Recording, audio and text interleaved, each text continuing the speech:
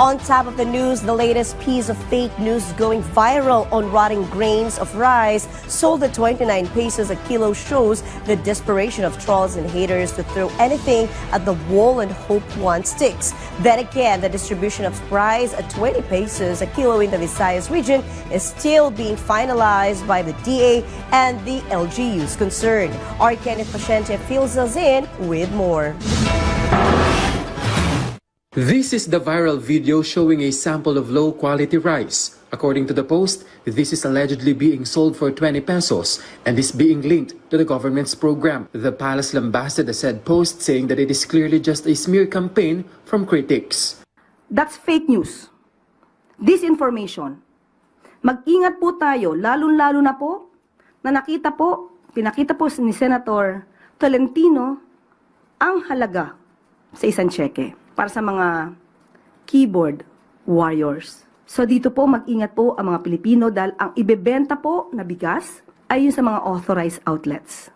The palace also questions how such rice could already exist when the Department of Agriculture and local government units are still in the process of mapping out the rollout of the program in the Visayas region. According to them, the motive is clear. There are some who do not want this such program to succeed. Hindi pa po nasisimulan ang paglabas ng bigas na ibebenta sa market at sa kadiwa. Patungkol po dito sa proyektong ito. Hindi pa nga nakikita, wala pang nakikitang bigas na ibebenta, pinipintasan na. Pinipintasan na panghayop. Sinabi na rin po ni Secretary Laurel ang pagkadismaya niya sa statement na ito ng Vice Presidente. Amid the criticisms, Castro again emphasized that the program will push through to address the needs of Filipinos. She also guaranteed that good quality rice will be sold. Ang kagustuhan po ng Pangulo ay makapagbigay ng magandang serbisyo sa inyo. Huwag po natin hayaan ang mga ganitong klase ng pananalita ay makasira, hindi lamang sa Pangulo, kung hindi sa buong bansa. Hindi pa po nagro-roll out itong mga ibebentang bigas.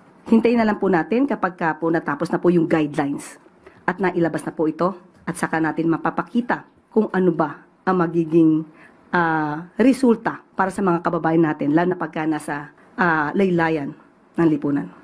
The palace also said that the program will first be implemented in the Visayas, since local officials there were the first to express their willingness to cooperate. From PTV Manila, Kenneth Paciente, Balitang Pambansa.